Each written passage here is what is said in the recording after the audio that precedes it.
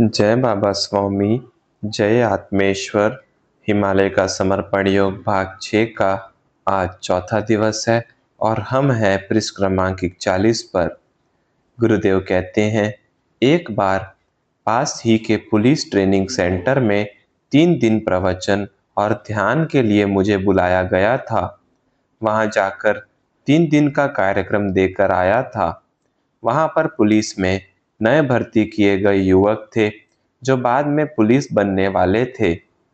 3 दिन उन्होंने सीखा और उन्हें बताया, यह जो परेड है लेफ्ट और राइट की, यह भी तुम्हें संतुलित करने के लिए है, लेकिन यह परेड भी 200-300 साल पुरानी पद्धति है।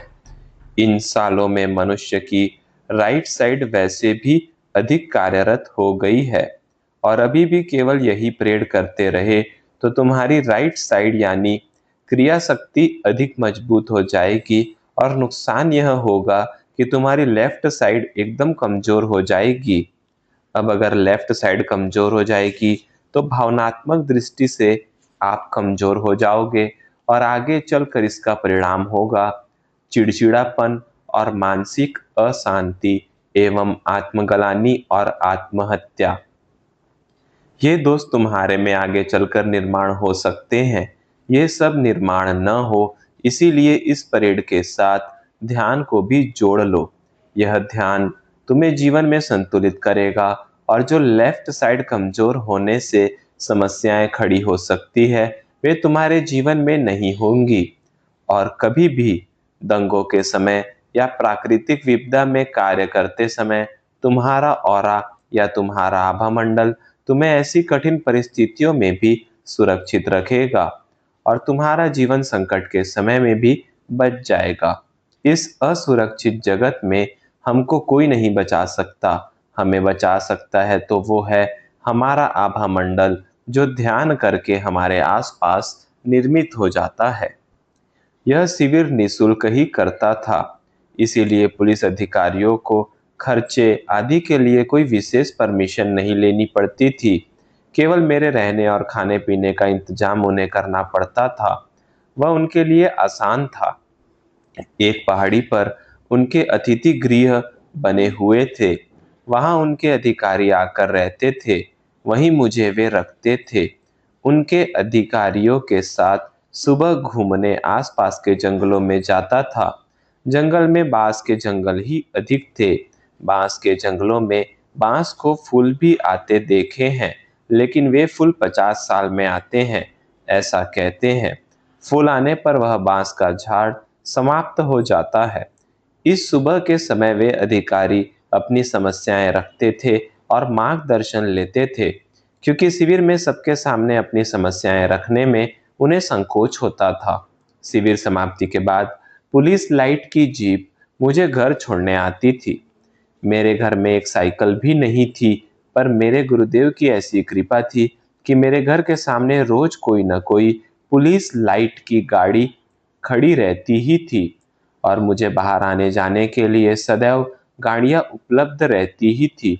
कोई न कोई अधिकारी, कोई न कोई मंत्री घर पर आते ही रहते थे। मैं प्रायः किसी के घर पर नहीं जाता था। घर के पीछे ही एक इंजीनियर ने एक हॉल ध्यान खंड बना दिया था। उस हॉल में ही प्रायः यह मिलना जुलना होता था। घर के लोग इन मीटिंगों से दूर ही रहते थे। मेरे कॉलोनी के लोगों को के लिए मैं एक रहस्यमय मनुष्य था। कुछ लोग मुझे बड़ा दौंडई या मांत्रिक तांत्रिकों का गुरु, या कुछ लोग मुझे दिल्ली की सरकार का जासूस समझते थे। मेरी पत्नी प्राइमरी की टीचर थी और मैं कुछ भी कमाता नहीं था। तो फिर इतने सारे लोग आते जाते हैं तो इनके घर का खर्च कैसे चलता होगा, ऐसा सोचते थे। लेकिन पूछने की या मिलने की हिम्मत कोई नहीं करते थे।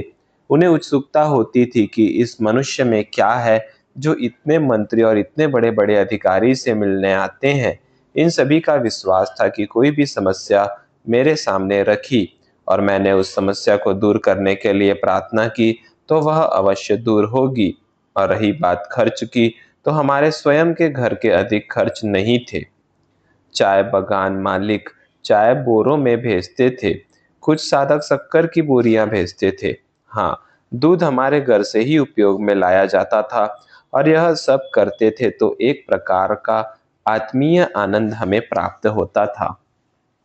मेरे 3 बच्चे छोटे थे, उन्हें तो यह सब नहीं समझता था, लेकिन पत्नी बड़ी समझदार थी। वह जानती थी कि यह गुरुदेव का कार्य है, जो हमें समाज में आगे ले जाना है और जिनके भोग समाप्त हो गए हैं, वे ही लोग यहाँ तक पहुँच पाते हैं। उसकी स्कूल मिलिट्री की थी। वहाँ पर प्रायः मिलिट्री वालों के ही बच्चे आते थे। स्कूल में उसके सहकर्मी मेरे बारे में जानने की इच्छा रखते थे, लेकिन सामने आकर कोई पूछता नहीं था। एक बार तो हमारे पड़ोस में रहने वाले टीचर की ट्रांसफर हो गई और बस से वह गुवाहाटी जाने को निकली और सभी टीचर बस स्टैंड पर उसे छोड़ने को गए तो उस टीचर ने नीचे उतरकर पत्नी को पूछा, अब मैं तो जा रही हूँ, अब मैं किसी को बताऊंगी भी नहीं, लेकिन मेरी जिज्ञासा है कि तेरे पति भारतीय सरकार के जासूस हैं क्या? इतने सारे अधिकारी उन्हें मिलने क्यों आते हैं और वे कमाते नहीं हैं, फिर भी तुम्हारा घर कैसे चलता है और तू इतनी खुश कैसे रहती है? पत्नी ने कहा, प्रत्येक मनुष्य को कुछ करने में आनंद आता है, वैसे उन्हें ध्यान करने में और ध्यान सिखाने में आनंद आता है, इसीलिए ध्यान सिखाते हैं। तू समझती है ऐसा कुछ नहीं है। लेकिन फिर भी वह टीचर प्रश्न करने वाली मुद्रा लेकर बस में बैठकर रवाना हो गई। मेरे पत्नी का सदैव खुश रहना और प्रसन्न रहना आसपास के लोगों को शंका करने को मजबूर करता था, क्योंकि किसी का पति 8 दिन भी बेकार बैठे तो पत्नी के चेहरे पर चिंता की लकीरें आ जाती है, और इसका पति तो सालों से घर बैठा है, फिर भी यह इतनी प्रसन्न क्यों है? इसका अर्थ है यह निश्चिंत है, इसके लिए खुश है। हम दोनों का गुरुदेव पर संपूर्ण विश्वास था। हम उनका कार्य कर रहे हैं तो हमारे जीवन को वे ही संभालेंगे। हमें हमारा जीवन निश्चिंत लगता था। हमें हमारे जीवन के बारे में कोई आशंका नहीं थी। मनुष्य की भविष्य की आशंका ही मनुष्य का वर्तमान खराब कर देती है। ऐसी आशंका हमारे मन में नहीं थी। हमारी आवश्यकताएं भी बहुत कम थी। हमारे यहाँ महीने के आखिर बचता कुछ भी नहीं था। कुछ भी अतिरिक्त करने के लिए कुछ भी नहीं होता था। 4 सप्ताह के 4 लिफाफे बनाकर ही मैं रखता था। प्रत्येक सप्ताह में एक निश्चित राशि ही खर्च करते थे। कुछ भी भविष्य के बारे में योजना नहीं थी। कोई बचत नहीं थी, कोई बीमा नहीं था, इसीलिए कोई प्रीमियम नहीं था, कोई किस्तें चुकाना नहीं था, कुछ भी नहीं था। मजदूरों जैसा जीवन था। प्रत्येक माह में कमाया और प्रत्येक माह जिया। बस संपूर्ण वर्तमान में ही जी रहे थे। हम सद्गुरु का कार्य करने के लिए ही जी रहे हैं। बस यह एक भाव था। जबकि हमारे आसपास के लोग किस्तें भरने वाले, प्रीमियम भरने वाले, बचत करने वाले, लड़कों को उच्च शिक्षा देने के लिए पैसा इकट्ठा करने वाले पत्नी के सहकर्मी थे। वे हम लोगों को बड़े विचित्र नज़र से देखते थे। वे सोचते थे, इस परिवार को भीतर से किसी का तो बड़ा सहारा है ही, उसके बिना इतने आश्वस्त और निश्चिंत कोई कैसे रह सकते हैं? जबकि ऐसा स्थूल रूप में किसी का भी सहारा नहीं था, मेरे माँ बाप का भी नहीं, क्योंकि मेरा नौकरी न करना उन्हें पसंद नहीं था। बस सहारा था वह सद्गुरु का, और उस सहारे से अन्य किसी सहारे की आवश्यकता ही नहीं थी। एक शून्य की स्थिति में जीवन चल रहा था। प्रत्येक सुबह कोई न कोई साधक मिलने आते थे। सब अपनी अपनी समस्याएं लेकर आते थे और फिर आध्यात्मिक स्तर पर जो भी उसका कारण हो वह जानकर उसका उपाय भी बताता था। खूब दूर दूर से लोग आते थे। गुवाहाटी से आते थे, कलकत्ते से आते थे। जिस प्रकार बच्चा स्कूल नियमित जाए इसीलिए माँ उसे मिठाई देती है, ठीक वैसा ही होता था। उनकी समस्याओं का निदान करता था और उन्हें ध्यान करने के लिए प्रेरित करता था। उन्हें सदैव कहता था, एक छोटी लकीर को बिना काटे और छोटी करनी हो तो उस लकीर के सामने एक बड़ी लकीर खींच दो। ठीक इसी प्रकार से हमारे जीवन की जितनी भी समस्याएं हैं वे इसीलिए हैं क्योंकि हम शरीर के प्रभाव में जी रहे हैं। हम उसी का सुनते हैं और वो शरीर अज्ञानी है। वह गलत बातें सिखाता है, जैसे आलस करना, व्यसन करना, अधिक सोना या आराम करना। तो बाद में जब उसके बुरे परिणाम आते हैं, तो हम दुखी होते हैं। इसीलिए इस शरीर के प्रभाव को कम करने के लिए आत्मा का प्रभाव बढ़ाओ। अपनी आत्मा को सशक्त करोगे तो शरीर आत्मा के प्रभाव में आ जाएगा। जीवन की सारी समस्याओं का यही एकमात्र निदान है। और आत्मा सशक्त होगी सतत आत्मा पर चित्त रख के। चित्त ऊर्जा का वह स्रोत है जिसमें सदैव ऊर्जा बहती ही रहती है। उस ऊर्जा के स्रोत को आप सदैव आत्मा पर ही रखो तो आत्मा सशक्त हो जाएगी और फिर आत्मा के प्रभाव में हमारा शरीर हो जाएगा। और जब ऐसा होगा तो समस्या मुक्त हमारा जीवन होगा। हमारे जीवन की सभी समस्याएं समाप्त हो जाएंगी। साधक पूछते थे, सचमुच ऐसा जीवन होता है क्या? तो मैं उन्हें अपने परिवार का ही उदाहरण देता था। मेरा परिवार ही उसका उदाहरण है। हमारे परिवार में कोई समस्या नहीं है, इसीलिए मैं चाहता हूँ बाकी परिवार भी इसी आनंद को प्राप्त करे जो हमने प्राप्त किया है, और इसी कार्य में लगा हूँ। अध्यात्म का सारा रहस्य ही यहाँ पर छुपा हुआ है। आत्मा पवित्र होती है, निर्मल होती है, उसकी कोई समस्या नहीं होती। वह समस्याओं से, दुखों से परे होती है। तो अगर आपका जीवन आत्मा के अधीन हो गया तो आप भी समस्याओं से परे, दुखों से परे हो जाओगे। इसीलिए प्रथम एहसास करो कि आप एक आत्मा हैं। जिस प्रकार अगर हम चाय रोज पीने लग जाते हैं तो हमें फिर चाय का व्यसन लग जाता है। यानी कोई भी बात हम बार बार करते हैं तो उस बात के आदी हो जाते हैं। इसीलिए हमें हमारे जीवन में आत्मा के अधीन होने की आदत डालना है। एक बार यह आदत लग गई तो फिर शरीर पर ही आत्मा का नियंत्रण हो जाएगा और फिर शरीर को कोई अन्य आदत लगेगी ही नहीं। लेकिन आत्मा के अधीन जीवन होने के लिए प्रथम आत्मा को जानना होगा, पहचानना होगा। उसके लिए एक अति प्रभावशाली मंत्र है, जिस मंत्र के द्वारा आप अपनी आत्मा को जान सकते हैं। प्रथम आप शरीर नहीं हो, एक आत्मा हो।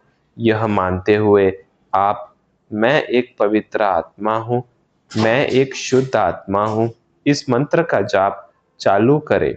प्रथम तो आप इसे शरीर के स्तर पर ही करेंगे तो भी ठीक है, लेकिन कुछ दिनों के बाद आप महसूस करने लग जाएंगे कि आप इस मंत्र के साथ एक निर्विचारता की स्थिति को प्राप्त करेंगे। तब समझना कि आपके ऊपर शरीर का प्रभाव समाप्त हो रहा है। आप और जाप करें तो एक समय ऐसा आएगा कि आपके शरीर पर आत्मा का संपूर्ण प्रभाव स्थापित हो जाएगा। आपका जीवन समस्या रहित हो जाएगा।